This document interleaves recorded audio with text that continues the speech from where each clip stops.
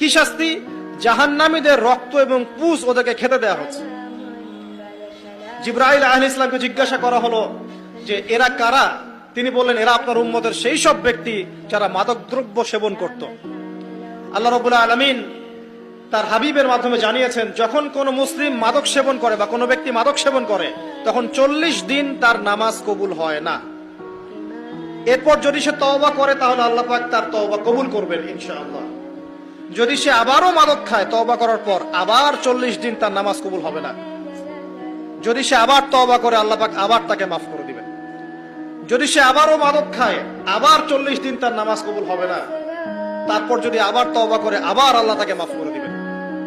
এরপরেও যদি সে আবার মাদক দ্রব্য সেবন করে, নবী সাল্লাল্লাহু আলাইহি ওয়াসাল্লাম বলছেন, তাকে আল্লাহ রাব্বুল আলামিন পরকালে মৃত্যুর পরে তিনাতুল খাবাল পান করাবেন। তিনাতুল খাবাল।